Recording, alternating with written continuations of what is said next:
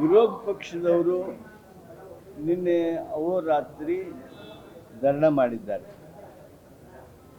ನಾವು ಸದನದಲ್ಲಿ adjournment motion ಯಾಕೆ ಅಲೌ ಮಾಡಬಾರ್ದು, ಯಾಕೆ ಅದನ್ನು ಚರ್ಚೆಗೆ ತಗೋಬಾರ್ದು ಅನ್ನೋದಕ್ಕೆ ನಮ್ಮ ನಿಯಮಗಳನ್ನು ಹಾಗೂ ಕೌಲ್ ಅಂಡ್ ಶಕ್ದರ್ ಅವರ ಪುಸ್ತಕದಲ್ಲಿರ್ತಕ್ಕಂಥ ಆ ಟಿಪ್ಪಣಿಗಳನ್ನೆಲ್ಲ ಎಳೆ ಎಳೆಯಾಗಿ ವಿವರಿಸಿದ ಮೇಲೂ ವಿರೋಧ ಪಕ್ಷದವರು ಮೊಂಡ ಹಠ ಹಿಡಿದ್ರು. ಅಷ್ಟೇ ಅಲ್ಲ, ಇದೊಂದು ರಾಜಕೀಯ ನಾಟಕ ರೀತಿಯೊಳಗೆ ಅವ್ರದ್ದೇನು ಪೊಲಿಟಿಕಲ್ ಸ್ಟ್ರಾಟಜಿ ಇದೆ, ಆ ಪೊಲಿಟಿಕಲ್ ಸ್ಟ್ರಾಟಜಿಗೆ ವಿಧಾನಸಭೆಯ ವೇದಿಕೆಯನ್ನು ಉಪಯೋಗ ಮಾಡ್ತಾ ಇದ್ದಾರೆ.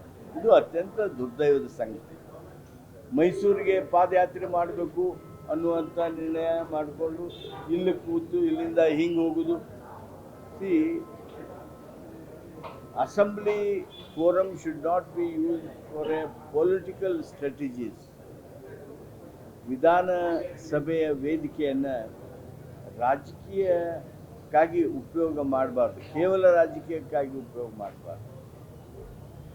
ಈಗಾಗಲೇ ಎನ್ಕ್ವೈರಿ ಕಮಿಷನ್ ನೇಮಣಿಕೆ ಆದಂಥ ಈ ಸಂದರ್ಭದಲ್ಲಿ ಏನು ಅವ್ರದ್ದು ಏನು, ವಾಟ್ ಈಸ್ ದೇರ್ ಡಿಮ್ಯಾಂಡ್?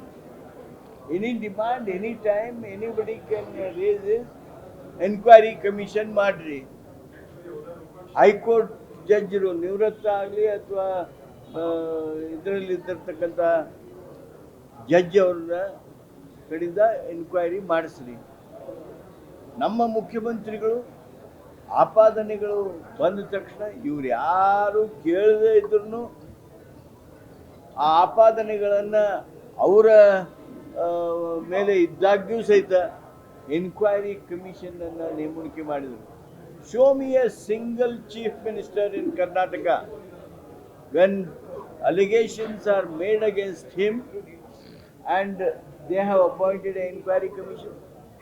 ಮುಖ್ಯಮಂತ್ರಿ ಒಬ್ಬರ ಮೇಲೆ ಅಲಿಗೇಷನ್ ಮಾಡಿದಾಗ ಎನ್ಕ್ವೈರಿ ಕಮಿಷನನ್ನು ಮಾಡಿರ್ತಕ್ಕಂಥ ಒಬ್ಬ ಮುಖ್ಯಮಂತ್ರಿ ತೋರಿಸ್ರಿ.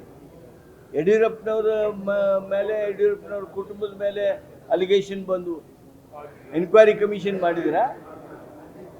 ಕುಮಾರಸ್ವಾಮಿ ಮೇಲೆ, ಕುಮಾರಸ್ವಾಮಿಯವ್ರ ಕುಟುಂಬದ ಮೇಲೆ ಆಪಾದನೆಗಳು ಬಂದು ಮುಖ್ಯಮಂತ್ರಿ ಆಗಿದ್ದಂಥ ಕುಮಾರಸ್ವಾಮಿಯವರು ಎನ್ಕ್ವೈರಿ ಕಮಿಷನ್ ಸೋಮೋಟೋ ಮಾಡಿದ್ರ?